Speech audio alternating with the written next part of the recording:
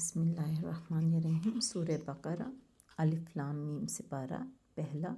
اور آیت نمبر 15۔ سورہ بقرہ میں جو خطاب ہے وہ پہلے یہودیوں سے ہے، پھر مسلمانوں سے ہے، اور اس کا نام ڈاکٹر اسرار نے سورۃ الامتین رکھا ہوا ہے، یعنی دو امتوں سے خطاب کیا ہے اس میں اللہ نے، اس لیے اللہ یستہزئ بہم ویمدہم فی طغیانہم یعمہون۔ اللہ روٹ ورڈ ہے الف لام ہا،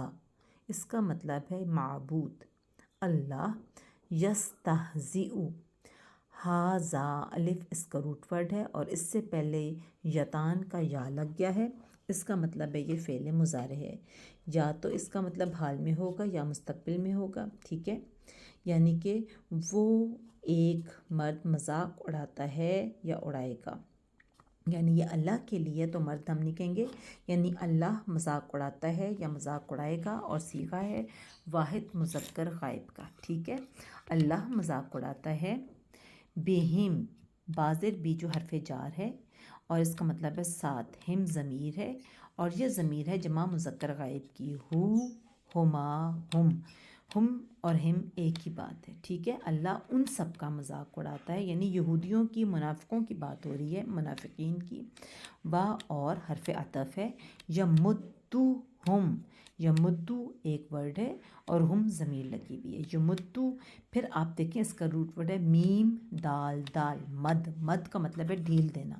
اب آپ دیکھیں اس کا بیسک ورڈ جو مد ہے، اس سے پہلے یتان کا یا تا الف نون میں سے کوئی لیٹر لگا ہوا ہے، بالکل یا لگا ہوا ہے، یا کا مطلب ہوتا ہے وہ،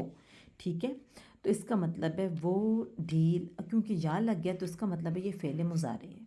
مضارع کا مطلب ہے یا تو میننگ حال میں ہوگا یا مستقبل میں ہو سکتا ہے، ٹھیک ہے،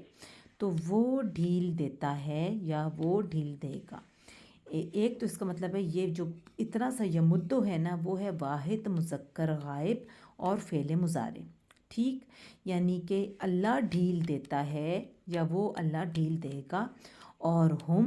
یہ ضمیر ہے، اس کا الگ صیغہ ہوگا، یہ ہے جمع مذکر غائب کا، کس طرح، یہ دیکھیں، ہو، ہما، ہو ہوتا تو واحد مذکر غائب، تثنیہ مذکر غائب ہوتا تو ہما، ہم جمع مذکر غائب، ہم اور ہم ایک ہی بات ہے، تو یہ ہم جو ہے اس کا مطلب ہے یعنی وہ سب لوگ، ٹھیک ہے، تو ہم جمع مذکر غائب کا صیغہ ہے،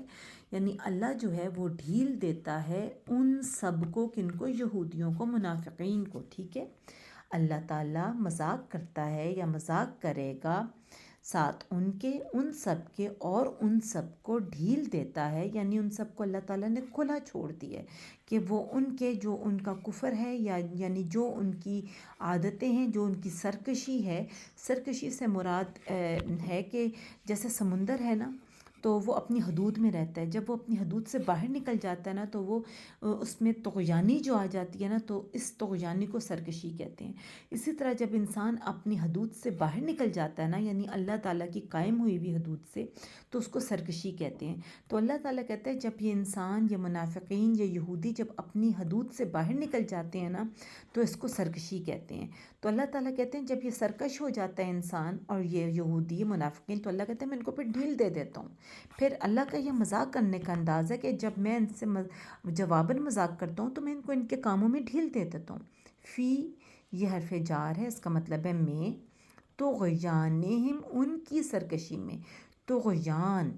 تو غین یا اس کا روٹ ورڈ ہے اور یہ مذکر ہے اور واحد ہے، یعنی واحد مذکر کا لفظ ہے، اور ہم دوبارہ یہ ضمیر ہے اور یہ جمع مذکر غائب کی ضمیر ہے، ٹھیک ہے، تو اللہ فرماتا ہے میں ان کی طغیانی میں، ان کی سرکشی میں ان کو ڈھیل دے دیتا ہوں، یعمہون، اگین عین میم ہا اس کا روٹ ورڈ ہے، اور اس سے پہلے ہم دیکھیں گے یتان کا کوئی لیٹر لگا ہوا ہے، بالکل یا لگا ہوا ہے، یا لگا ہوا ہے تو اس کا مطلب وہ ہوگا اور غائب کا صیغہ ہوگا، واو نون جمع کی علامت ہے، صیغہ بنے گا جمع مذکر، تائے مؤنث نہیں لگی ہوئی، جمع مذکر غائب کا صیغہ ہے، اور اس کا مطلب ہے وہ سب اندھے بنے پھرتے ہیں، یا وہ سب اندھے بنے پھریں گے،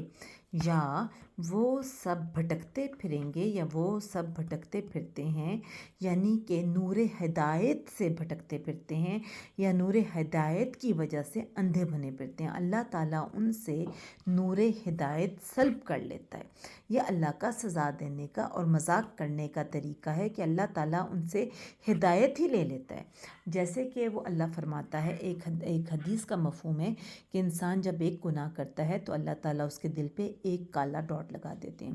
پھر جب ایک اور گناہ کرتا ہے ایک اور کالا ڈاٹ لگ جاتا ہے۔ اگر تو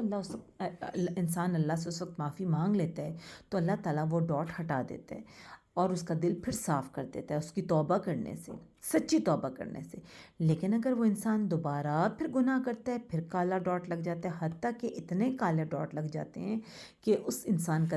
دل کالا ہو جاتا ہے، اور دل کالا ہونے کی وجہ سے اس انسان میں صحیح اور غلط کرنے کا فیصلہ نہیں رہتا اور اس کا ضمیر مر جاتا ہے۔ اور پھر ایسے ٹائم پہ اللہ تعالیٰ ڈھیل دیتا ہے اس بندے کو، یعنی کہ چھوڑ دیتا ہے اس کے کام پہ کہ جو کرنا ہے کرو۔ پھر اللہ تعالیٰ ہدایت نہیں دیتا، یعنی نور ہدایت سلب کر لی جاتی ہے ایسے موقع پہ۔ تو اس آیت نمبر 15 کا اللہ یستہزئ بہم ویمدہم فی طغیانہم یعمہون کا یہ تفسیر تھی اور یہ لفظی ترجمہ تھا۔ ایک بار میں آپ کو روٹ ورڈ سے ریوائز کروا دوں۔ اللہ الف لام ہا، یستہزئ ہا زا الف، یمدہم میم دال دال، طغیانہم طوے غین جا، یعمہون عین میم ہا۔ اور سیکھے میں نے آپ کو جیسے بتائے ہیں، یستہزئ واحد مذکر غائب، بہم اس میں جو ہم ہے جمع مذکر غائب ضمیر ہے، اس کا صیغہ ہے۔ یمدو یہ ہے واحد مذکر غائب،